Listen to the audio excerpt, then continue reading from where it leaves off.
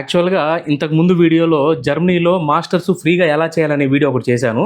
So, దానికి మంచి response వచ్చింది. చాలా మందికి అది రీచ్ అయింది. జర్మనీలో మాస్టర్స్ ఫ్రీగా ఎలా చేయాలనేది తెలుసుకోవాలంటే మాత్రం కింద డిస్క్రిప్షన్‌లో లింక్ ఇచ్చాను. ఖచ్చితంగా మిస్ అవ్వకుండా చూడండి. యాక్చువల్‌గా బ్యాచిలర్స్ అనేది ఇండియాలో కంప్లీట్ చేయాలంటే సంవత్సరానికి 2-4 లక్షల రూపాయలు ఖర్చు చేయాల్సొస్తుంది. ఒకవేళ జర్మనీలో ఫ్రీగా కంప్లీట్ చేయాలంటే ఎటువంటి నియమాలు, అలాగే ఎటువంటి మెథడ్స్ ఫాలో అవ్వాలనేది ఖచ్చితంగా మనం ఈ వీడియోలో షరీఫ్ గారి చేత మొత్తం తెలుసుకుందాం.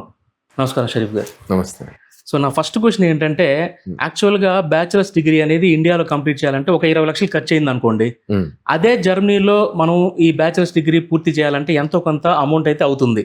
ఈ అంటే మనీ వేరియేషన్ దగ్గర నుంచి అసలు మనం ఎందుకు చదవాలి అసలు జర్మనీలో? అంటే మనకి ఏమైనా జాబ్ అడ్వాంటేజ్ ఉంటుందా, లేకపోతే మనీ ఏమైనా అక్కడ తగ్గుతుందా?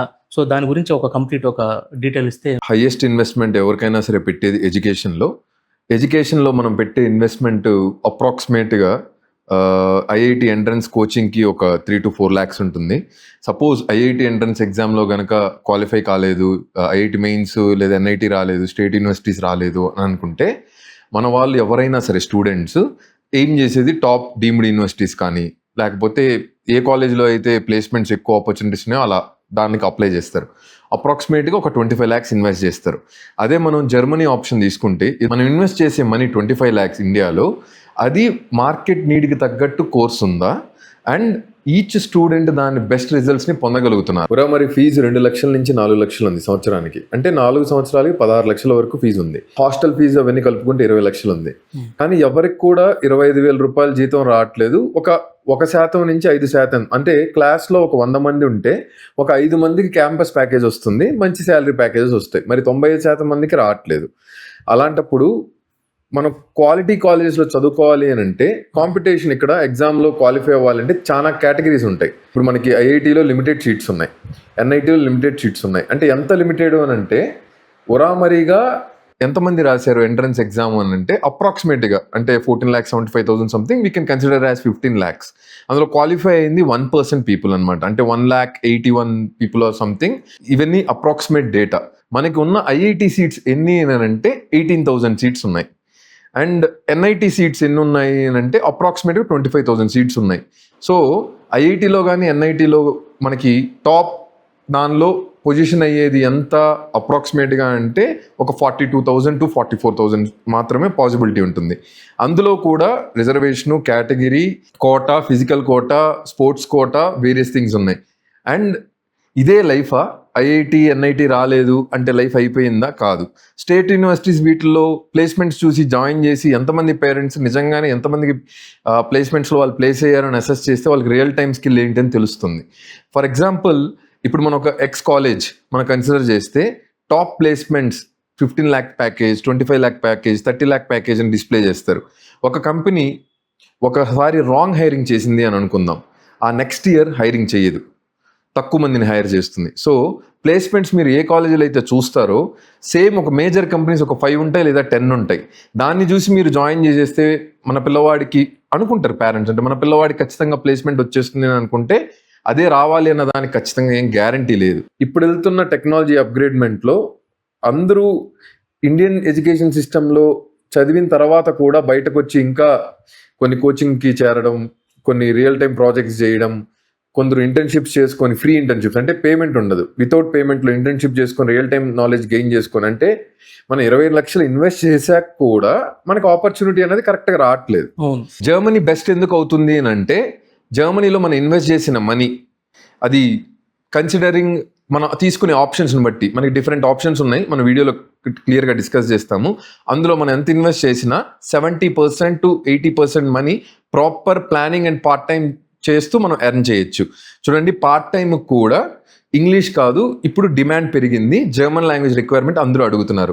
సో జర్మన్ లాంగ్వేజ్ అన్నది మ్యాండేటరీ. మీరు ఇంగ్లీష్ థాట్లో చదివినా కూడా మ్యాండేటరీ.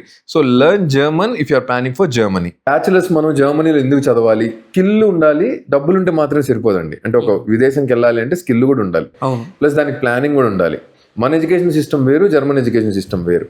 ఫస్ట్ వాళ్ళకి 18 ఏళ్ళు మాత్రమే. వాళ్ళు కరెక్ట్గా చదవగలుగుతారా లేరా, ఆ సిస్టంలో వాళ్ళు అడాప్ట్ అవ్వగలుగుతారా లేరా, వాళ్ళకి ఆ ఫౌండేషన్ మనం వేయాలి.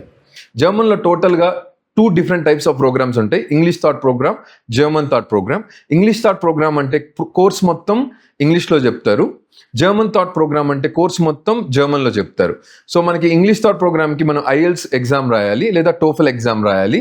ఇప్పుడు PTE కానీ రిమైనింగ్ ఎగ్జామ్స్లో యూనివర్సిటీ జనరల్గా సజెస్ట్ చేసేది ఎక్కువగా మేజర్గా 10లో 8 నుంచి 9 యాక్సెప్ట్ చేసేది IELTS. టోఫెల్ హోమ్ బేస్డ్ ఎగ్జామ్ని కన్సిడర్ చేయదు. PTE, కేంబ్రిడ్జ్ ఎగ్జామ్స్ కొన్ని మాత్రమే కన్సిడర్ చేస్తాయి. సో సజెస్టెడ్ వచ్చి IELTS రాయాలి ఇంగ్లీష్ థాట్ ప్రోగ్రామ్కి వెళ్తున్నారు అని అంటే. అండ్ వాళ్ళకున్న ఆప్షన్స్ ఏంది అన్నది కంప్లీట్ వీడియోలో డిఫరెంట్ ఆప్షన్స్ ఏంది అని వాళ్ళు ఎక్స్ప్లోర్ చేశాక డిసైడ్ అవ్వాలి. అండ్ టెస్ట్ AS అనే ఎగ్జామ్ ఉంటుంది, లైక్ GRE అనమాట. దానికి ప్రిపేర్ అయితే మంచిది. అండ్ A2 జర్మన్ కూడా అడుగుతారు if it is an English taught program also. English థాట్లో చదవాలి అనుకునే వాళ్ళకి లిమిటెడ్ ఆప్షన్స్ ఉంది. ఎందుకంటే యూనివర్సిటీస్లో అన్ని బ్రాంచెస్ అంటే STEM, science, technology, mathematics, arts, B.Pharmacy, biotechnology, ఈ స్ట్రీమ్స్ అన్నిటికి కలిపి 100 కోర్సెస్ మాత్రమే ఇంగ్లీష్ థాట్లో ఉంటుంది. అదే మనం జర్మన్ థాట్లో చదువుతాము అని అంటే 6 levels of జర్మన్లో A1, A2, B1, B2, C1, C2 అని ఉంటుంది.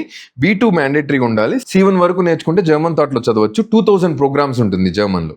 అండ్ జర్మనీకి ఎవరైనా సరే బ్యాచిలర్స్కి ప్లాన్ చేస్తున్నారంటే వాళ్ళకి తెలియాల్సిన లా ఏంటి అని అంటే, మనకు కనుక హయ్యర్ సెకండరీ స్కూల్లో 70% కంటే తక్కువ మార్క్స్ ఉంటే వాళ్ళు ఎలిజిబుల్ కాదు. బ్యాచిలర్స్కి కావాల్సిన వేస్ ఏంది అని అంటే 7 డిఫరెంట్ వేస్ ఉన్నాయి. అంటే మనం జర్మనీకి వెళ్ళి బ్యాచిలర్స్ చేయాలి అని అంటే 7 డిఫరెంట్ వేస్ ఉన్నాయి. సో ఫస్ట్ డైరెక్ట్గా వెళ్ళి ఎలాగా చదవడం దాని గురించి డిస్కస్ చేద్దాం. అంటే మనకి ఇక్కడ హయ్యర్ సెకండరీ ఎడ్యుకేషన్ అన్నది 12 years ఉంటుంది ఇండియాలో. జర్మనీలో 13 years అనమాట. సో ఆ 13th year అన్నది మనం ఫుల్ఫిల్ చేయాలి జనరల్గా. దానికి కూడా ఎగ్జామ్షన్, జర్మన్ వాళ్ళు ఇచ్చే ఎగ్జామ్షన్ ఏంటి అని అంటే, మీరు కనుక IB బోర్డులో చదివితే, అంటే మనకి స్టేట్ బోర్డు, CBSE, ICSE అలా ఉంటుంది కదా, IB బోర్డులో చదివిన వాళ్ళకి, కేంబ్రిడ్జ్ అసోసియేటెడ్లో చదివిన వాళ్ళకి గ్రేడ్ లెవెల్స్లో కొన్ని కేటగిరీస్ ఇచ్చారు. వాళ్ళకి మాత్రం డైరెక్ట్ ఎంట్రీ ఉంటుంది. అంటే 12 సంవత్సరాలు చదివినా నేరుగా బీటెక్ వెళ్ళి చేరొచ్చు. 3 సంవత్సరాలే బ్యాచిలర్స్ జర్మనీలో చదవడానికి. అండ్ ఇప్పుడు మనకి IIT మెయిన్ ఎగ్జామ్ రాస్తారు కదా, అడ్వాన్స్డ్ మెయిన్స్ రాస్తారు. ఆ రెండిట్లో క్వాలిఫై అయ్యి గుడ్ క్వాలిటీ ర్యాంక్ ఉంటే డైరెక్ట్ ఎంట్రీ ఇస్తారు. బ్యాచిలర్స్ చదవడానికి వచ్చే సీట్ అయితే ఫ్రీ సీటు. మనం వెళ్ళేటప్పుడే ఈ జర్మనీకి ఈ 13.5 లక్షలు అనేది మనం బ్లాక్డ్ అకౌంట్ లో పెట్టుకోవాలి. అవును. సో అదొకటి మాత్రం ఖర్చు అయితే మనకు ఉంటుంది. ఎందుకంటే ఇప్పుడు 13.5 లక్షలు డిపాజిట్ చేయకపోతే, ఇప్పుడు మన ఇండియాలో కూడా మన IITలో చదవాలి అని అంటే సంవత్సరానికి 2 లక్షలు 3 లక్షలు ఫీజు. అక్కడ మీకు 30,000 మాత్రమే ఇండియన్ కరెన్సీలో సెమిస్టర్కి. ఓకేనా? 3 సంవత్సరాలు చదివగలిగే బ్యాచిలర్స్ వాళ్ళు 5 సంవత్సరాల వరకు అలో చేస్తారు. మీరు పార్ట్ టైంలో 140 రోజులు సంవత్సరానికి పనిచేస్తే మీకు ఆ బ్లాక్డ్ అకౌంట్ మనీ కవర్ అయిపోతుంది. అది కాబట్టి మీకు ఫ్రీ ఎడ్యుకేషన్ అని చెప్తుంది. అంటే మీరు పార్ట్ టైం చేసుకొని స్కిల్డ్గా ఉంటే కవర్ అవుతుంది. సో మనం యాక్చువల్గా మనం తీసుకెళ్ళినటువంటి అమౌంట్ ఏదైతే 13.5 లక్షలు ఉంటుందో, అవును, అది కూడా మనం పార్ట్ టైం చేసుకుని సేవ్ చేసుకోవచ్చు. అవును, అంతే కదా? అవును. సో ఓవరాల్ గా మనకి ఇది 30,000 అయిపోద్ది సెమిస్టర్ లో. సెమిస్టర్ కి 30,000 ఇది కంప్లీట్ అవుతుంది. అట్ ద సేమ్ టైం ఈ 13.5 లక్షలు కూడా మనం సేవ్ చేసుకోవచ్చు. ఓవరాల్ గా మనం అంటే వాళ్ళు పార్ట్ టైం వచ్చేదాన్ని బట్టి ఫస్ట్ కదా, కొత్త కదా, climate, culture, examination difference observe చేసి ఒకే సంవత్సరం ఫస్ట్ సంవత్సరం ఎవరు 10 నుంచి 13 లక్షలు సంపాదించలేరు. ఎందుకంటే అబ్జర్వ్ చేయాలి, అడాప్ట్ అవ్వాలి, టైం పడుతుంది. ఒక 8 లక్షలు సంపాదించొచ్చేమో ఫస్ట్ ఇయర్. ఎందుకంటే ఫస్ట్ ఫోకస్ ఎడ్యుకేషన్ మీద ఉండాలి. అంత మనకు అర్థమయ్యి సిస్టమ్ కరెక్ట్గా అర్థమైన తర్వాతే పార్ట్ టైం మనం కొంచెం ఇంక్రీజ్ చేయాలా లేదా అన్నది మీద ఫోకస్ చేయొచ్చు. అండ్ 3 సంవత్సరాల కోర్సు 5 years వరకు మనం చదవచ్చు కాబట్టి రిలాక్స్డ్గానే చదవచ్చు. అంటే పరిగిస్తా చేయాలి అనే రూల్ లేదు. పార్ట్ టైం చేసి చదివే వాళ్ళు ఎవరైనా 4.5 సంవత్సరం మినిమం చదువుతారు. ఒకవేళ దీన్ని కంప్లీట్ చేయలేకపోతే ఎవరైనా, అంటే దీన్ని త్రూ ఈ IB బోర్డ్ దగ్గర నుంచి కానీ IIT మెయిన్స్ కంప్లీట్ చేయకపోతే వాళ్ళకి ఎలా ఉంటుంది? వాళ్ళకి 5 different ways ఉంటాయి అప్లై చేసుకోవడానికి. ఫస్ట్ వే ఏంటి అని అంటే స్టూడెంట్ కొలీగ్ అంటారు. 1 year మనం ఆ గ్యాప్ ఇయర్ ఉంటుంది. అంటే వాళ్ళు 13 years ఆఫ్ స్టడీ ఉంటుంది, మనది 12 years ఆఫ్ స్టడీ కాబట్టి ఆ 1 year ఆఫ్ స్టడీని స్టూడెంట్ కొలీగ్ అంటారు. ఆ 1 year ఆఫ్ స్టూడెంట్ కొలీగ్ చదవాలి. అది చదవడానికి ఎంట్రన్స్ ఎగ్జామ్ ఉంటుంది, పబ్లిక్ స్టూడెంట్ కొలీగ్ అంటారు. సో జర్మన్ లాంగ్వేజ్ వస్తేనే మనం దాన్ని రాయగలం. Okay. So German language B2 C1 అంటే 6 levels ఆఫ్ జర్మన్ లాంగ్వేజ్ ఉంటుంది. A1 A2 B1 B2 C1 C2 అని. B2 C1 వచ్చుంటే మంచిది, B2 ఉంటే చాలు. B2 ఎగ్జామ్ ఇక్కడే క్లియర్ చేసి ఉండి 16 states ఉంటాయి జర్మనీలో, ఫెడరల్ స్టేట్స్. సో మనకి ఇప్పుడు ఇక్కడ ఎట్లా ఎంట్రన్స్ ఎగ్జామ్ ఉంటుంది, ఎంసెట్ ఉంటుంది స్టేట్. ఇప్పుడు ఆంధ్రాకి, తెలంగాణకి తెలంగాణ రిలేటెడ్ ఉంటుంది, కర్ణాటక సెట్ ఉంటుంది, సో ఒక్కొక్క స్టేట్ మనకి ఎలా కండక్ట్ చేస్తుందో ఎంట్రన్స్ ఎగ్జాము, అలాగా స్టూడెంట్ కొలిక్కి ఆఫ్ నామింగ్ ప్రూఫింగ్ అని ఒక ఎంట్రన్స్ ఎగ్జామ్ ఉంటుంది. సో ఒక స్టూడెంట్ ఎన్ని అప్లై చేసుకోవచ్చు అంటే ఎన్నైనా అప్లై చేసుకోవచ్చు, కానీ ఓవర్లాప్ అవుతాయి. అన్నిటికీ డేట్లు మ్యాచ్ అవ్వవు. ఒక 3 నుంచి ఒక 5 వరకే కుదురుతుంది నాకు తెలిసి. అంటే 16 స్టేట్స్ ఎంట్రన్స్ ఎగ్జామ్లో ఎన్ని కుదురుతుంది ఒక స్టూడెంట్కి వెళ్ళి రాయడానికి అని అంటే 3 నుంచి 5 వరకు కుదరచ్చు. అంటే 16 స్టేట్ ఎంట్రన్స్ ఎగ్జామ్స్ కంప్లీట్ రాయాల్సిందేనా, అంటే అప్లై చేయాలా లేకపోతే? అంటే ఒక్కొక్క స్టేట్లో కొన్ని కాలేజెస్ ఉంటాయి కదా, ఆ ఎంట్రన్స్ ఎగ్జామ్ క్లియర్ అయింది అన్నిటికీ వ్యాలిడ్. అంటే ఎగ్జామ్ రాయాలి, అది రాసి క్వాలిఫై అయితేనే స్టూడెంట్ కొలీగ్లో సీట్ ఇస్తారు. ఆ స్టూడెంట్ కొలీగ్లో కూడా సీట్ నేరుగా ఏమి ఇవ్వరు. వచ్చిన వాళ్ళల్లో అందరూ ఉంటారు కదా, మనకి ఒక అడ్మిషన్ ఉంటుంది ఒక యూనివర్సిటీలో. Restricted admission, non restricted admission ఉంటుంది. అంటే ఒక కంట్రీకి ఇన్ని సీట్లు అని ఉంటుంది. రెస్ట్రిక్టెడ్ అడ్మిషన్ అంటే సపోజ్ 60 సీట్లు ఉన్నాయనుకోండి, ఇండియాకి 5 సీట్లే ఇవ్వాలి అని అంటే మనం రాసిన ఎగ్జామ్లో మనకు వచ్చిన స్కోరు ఆ యూనివర్సిటీలో అప్లై చేసిన వాళ్ళల్లో మనం టాప్ 5లో ఉంటేనే మనకు ఆ సీట్ వస్తుంది. నాన్ రెస్ట్రిక్టెడ్లో ఏమవుతుంది అని అంటే అది ఆ యూనివర్సిటీ ఇష్టం. 20 సీట్లు ఇండియన్స్కి ఇవ్వచ్చు, 30 సీట్లు ఇండియన్స్కి ఇవ్వచ్చు, 40 సీట్లు ఇండియన్స్కి ఇవ్వచ్చు. కాబట్టి అందులో టాప్కి వచ్చిన 40 మందికి ఛాన్స్ రావచ్చు, 20 మందికి ఛాన్స్ రావచ్చు. కాబట్టి ఆ స్టూడెంట్ కొలీగ్ ఎగ్జామ్కి బాగా ప్రిపేర్ అవ్వాలి. అంటే ఆఫ్ నామింగ్ ఎంట్రన్స్ ఎగ్జామ్ పేరు ఆఫ్ నామింగ్ ప్రూఫింగ్. అది కరెక్ట్గా ప్రిపేర్ అయ్యి హైయెస్ట్ మార్క్స్ దానిలో వస్తే ప్రిఫరెన్స్ మీరు ఏ స్టేట్లో రాశారో ఆ స్టేట్కి ప్రిఫరెన్స్ ఉంటుంది. ఇప్పుడు మనకి ఇక్కడ లోకల్ నాన్ లోకల్ ఎలా ఉంటుందో అక్కడ లోకల్ నాన్ లోకల్ అనేది మీకు అర్థం అవడానికి చెప్పాను. బట్ ఏ స్టేట్కి అయితే రాస్తారో అక్కడ వెయిటేజ్ మీకు ఎక్కువ ఉంటుంది. మిగిలిన వాటిల్లో వాళ్ళ కన్సిడరేషన్ రూల్స్ ఉంటాయి. అంటే మీరు ఈ ఆఫ్ నామింగ్ ప్రూఫింగ్తో పాటు మాకు టెస్ట్ ఏఎస్ కావాలి, లేదంటే ఐఎల్స్ కావాలి, అట్లా వాళ్ళు కొన్ని ఎగ్జామ్స్ ఇవ్వచ్చు. టెస్ట్ ఏఎస్ కావాలి అని అంటే అది మనకి జిఆర్ఈ ఎగ్జామ్ లాంటిది, యాప్టిట్యూడ్ టెస్ట్ చేసేది. సో అట్లా మిగిలిన స్టేట్ వాళ్ళు కూడా కన్సిడర్ చేస్తారు. సో ఫస్ట్ మెథడ్ ఏంటి, ఇప్పుడు ఎవరు కానీ ఐబీ బోర్డులో చదవలేదు, ఖచ్చితంగా ఐఐటి మెయిన్స్ అడ్వాన్స్డ్ క్వాలిఫై కాలేదు అని అంటే వాళ్ళకి జర్మనీకి వెళ్ళి చదవాలని కోరిక ఉందని అంటే 5 మెథడ్స్లో ఫస్ట్ మెథడ్ ఏంటంటే ఇండియాలోనే B2 వరకు చదువుకొని వెళ్ళి అప్లై చేసుకోవాలి. అంటే ఫస్ట్ మన ఇక్కడ B2 లాంగ్వేజ్ సర్టిఫికేట్ సంపాదించుకొని మనం వెళ్ళి ఉండడానికి ఒక నెల రోజులు 45 రోజులు కనీసం పట్టుంది. ఎందుకంటే 16 రోజుల్లో ఎగ్జామ్ డేట్లు అన్ని ఒక దగ్గరికి వచ్చి మనం వెళ్ళి రావడానికి 18 ఏళ్ళలో స్టూడెంట్ ఒక్కడే పోయి రాయగలుగుతాడంటే కొంతమంది ఎక్స్పోజర్ ఉంటుంది, వెళ్ళగలుగుతారు, లేదా పేరెంట్ వెళ్ళాల్సి వస్తుంది. అప్పుడు ఖర్చుతో కూడిన విషయం కాబట్టి అది ఉరామరిగా ఇద్దరు వెళ్ళి ఉండాలి అంటే 6 నుంచి 8 లక్షలు ఈజీగా ఖర్చు అవుతుంది. అంటే ఎంట్రన్స్ ఎగ్జామ్, ఆ ఎంట్రన్స్ ఎగ్జాము ఒకసారి ఫెయిల్ అయితే 2 times మాత్రమే ఛాన్స్ ఇస్తారు రాయడానికి. ఆ 45 రోజుల్లో మీరు రాసిన తర్వాత మళ్ళీ బ్యాక్ వచ్చి ఆ రిజల్ట్స్ వచ్చిన తర్వాత మీకు సీట్ వచ్చింది అని అంటే మీరు వెళ్ళి జాయిన్ అవుతారు. మళ్ళీ అప్లై చేసుకోవాలి ఒక్కొక్క కాలేజ్కి వచ్చిన స్కోర్తో. అప్పుడు మీకు ఏ కాలేజ్ అయితే వస్తుందో దానిలో వెళ్ళి చేరాలి. ఇది ఫస్ట్ మెథడ్. సెకండ్ మెథడ్ ఏంటి అని అంటే మన ఇండియాలో ఎంత B2 లాంగ్వేజ్ నేర్చుకున్నా సరే అక్కడ లాంగ్వేజ్ స్కూల్కి వెళ్ళి మనం రిజిస్టర్ అవ్వచ్చు. సో లాంగ్వేజ్ కానీ వెళ్ళినప్పుడు పార్ట్ టైం జాబ్కి నాట్ అలౌడ్, అంటే పార్ట్ టైం చేయకూడదు. లాంగ్వేజ్ స్కూల్కి వెళ్ళి చదివినప్పుడు ఓన్లీ లాంగ్వేజే చదవాలి, మీరు పార్ట్ టైం చేసేదానికి అలౌ చేయరు. కానీ ఆఫ్ నామింగ్ ప్రూఫింగ్ ఎగ్జామ్కి వెళ్ళి మీరు రాయడానికి వెళ్తున్నారు కదా, అప్పుడు కూడా మీకు పార్ట్ టైం ఉండదు. అంటే ఎగ్జామ్ రాసేటప్పుడు మాత్రం మీకు పార్ట్ టైంకి అలౌ చేయరు. ఎగ్జామ్ రాసి క్వాలిఫై మీరు స్టూడెంట్ కొలీగ్కి ఎంటర్ అవుతారు కదా, స్టూడెంట్ కొలీగ్ టైంలో మీరు పార్ట్ టైం చేయొచ్చు. సో లాంగ్వేజ్ స్కూల్కి వెళ్ళి ఆ లాంగ్వేజ్ నేర్చుకుంటూ ఒక 6 నుంచి 8 నెలలప్పుడు మీరు ఈ 16 ఎగ్జామ్లు డేట్లు చూసుకొని ప్లాన్ చేసుకొని వేసుకొని వెళ్ళొచ్చు. ఈజీగా ఉంటుంది. అంటే డబ్బులు వేస్ట్ కాదు, లాంగ్వేజ్ నేర్చుకోవచ్చు, కరెక్ట్ ఉంటుంది. సో ఫస్ట్ మెథడ్కి సెకండ్ మెథడ్ మీకు అర్థమైంది కదా. లాంగ్వేజ్ స్కూల్లో ద్వారా జాయిన్ అయ్యి అప్పుడు ఆఫ్ నామింగ్ ప్రూఫింగ్ రాసుకొని స్టూడెంట్ కొలీగ్ని కంప్లీట్ చేసి ఫెస్ట్ లూస్ ప్రూఫింగ్ అని ఒక ఎగ్జామ్ ఉంటుంది. అంటే మొత్తంగా 2 ఎగ్జాములు రాయాలి. ఆఫ్ నామింగ్ ప్రూఫింగ్ 1 year కోచింగ్ పేరు స్టూడెంట్ కొలీగ్, తర్వాత ఫెస్ట్ లూస్ ప్రూఫింగ్ అని ఎగ్జామ్. ఇది ఫస్ట్ మనం ఉత్త ఎగ్జామ్కి అప్లై చేసుకొని వెళ్ళి రాసి వచ్చేది ఒక మెథడ్. లాంగ్వేజ్ స్కూల్కి అప్లై చేసుకొని వెళ్ళి ఉండి ఆఫ్ నామింగ్ ప్రూఫింగ్ని క్లియర్ చేసి స్టూడెంట్ కొలీగ్ జాయిన్ అయ్యి ఫెస్ట్ లూస్ ప్రూఫింగ్ రాసుకున్న ఒక మెథడ్. 2 మెథడ్లు అయినాయి. సో మూడో మెథడ్ ఏంది అని అంటే ఇండియాలోనే 1 year మనం ఏదైతే చదవాలనుకుంటున్నామో, లెటస్ సే మనం మెకానికల్ ఇంజనీరింగ్ చదవాలనుకున్నాం. మెకానికల్ ఇండియాలో ఎనాబిన్ అని ఒక సైట్ ఉంటుంది.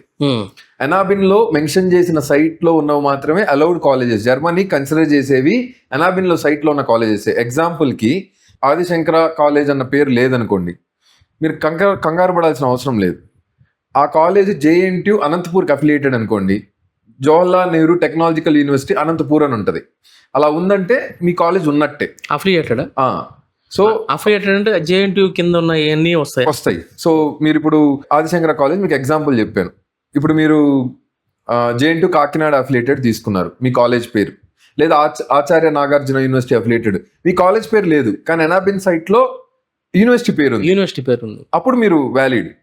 ఆ కాలేజ్ లో మీరు 1 year చదివి మీ ట్రాన్స్క్రిప్ట్స్ వస్తాయి కదా, ఆ ట్రాన్స్క్రిప్ట్స్ తో మీరు APS అప్లై చేసుకొని, అంటే ఇండియాలో చదివితే మీకు 2 years ఇక్కడ చదవాల్సి వస్తుంది. ఎందుకంటే 1 year వచ్చి 13th year ఎడ్యుకేషన్ ని ఫిల్ చేసేదానికి ఇంకో 1 year మీకు ప్రాసెస్ కి టైం పడుతుంది. సో ఇప్పుడు మనం చూడబోతున్న మెథడ్ ఏంటి అంటే పాత్వే మెథడ్స్. అందులో 4th థింగ్ ఏంటి అంటే, ఇప్పుడు పాత్వే మెథడ్ లో స్టూడెంట్ కొలీగ్ 1 year ట్రైనింగ్ ఇస్తారు. అది ఎలా ఇస్తారు అని అంటే మనం అప్లై చేసుకుంటాము.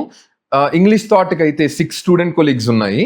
మనం దానికి అప్లై చేసుకునేటప్పుడు మన IELTS స్కోరు, మనకు వచ్చిన intermediate marks, higher secondary school board marks consider చేసి మనకి స్టూడెంట్ కొలీగ్లో ఆపర్చునిటీ ఇస్తారు. ఆ స్టూడెంట్ కొలీగ్ ఏంటి అని అంటే ఒక 30 courses లేదా ఒక 20 courses పబ్లిక్ యూనివర్సిటీతో టైఅప్ అయి ఉంటుంది. మనం గనక ఆ ప్రైవేట్ స్టూడెంట్ కొలీగ్, ఇప్పుడు ఆ పాత్వే ప్రోగ్రామ్ అనేది ఏంటంటే ప్రైవేట్ స్టూడెంట్ కొలీగ్ అంటే అది 12,000 euros ఉండొచ్చు, 15,000 euros ఉండొచ్చు, 16,000 euros ఉండొచ్చు. అది డిపెండ్స్ అపాన్ ఆ స్టూడెంట్ కొలీగ్ ప్రోగ్రామ్ అనమాట.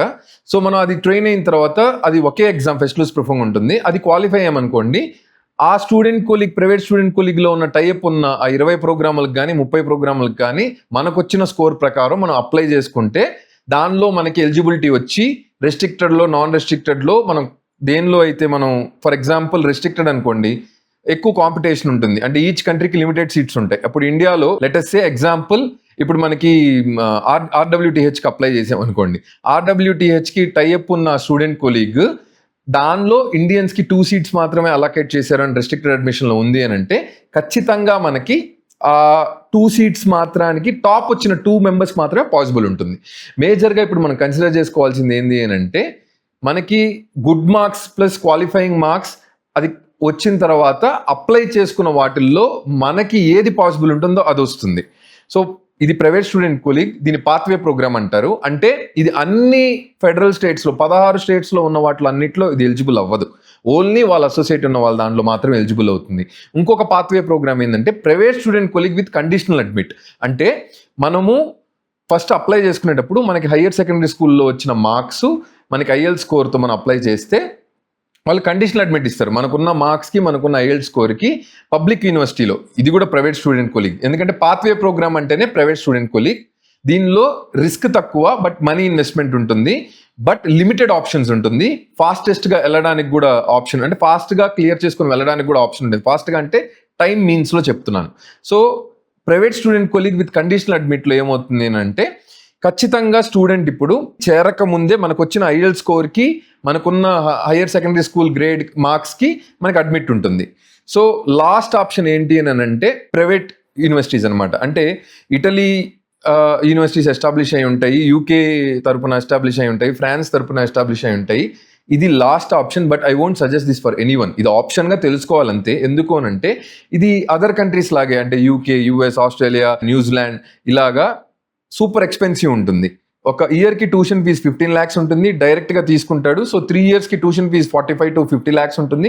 Every year blocked account 13.5 lakh మనం బ్లాక్ చేసుకోవాలి. సో పార్ట్ టైంలో బ్లాక్డ్ అకౌంట్ మాత్రమే సంపాదిస్తారు. కాబట్టి 50 lakhs ప్రైవేట్ యూనివర్సిటీకి ఇన్వెస్ట్ చేయడం అనేది హ్యూజ్ మనీ.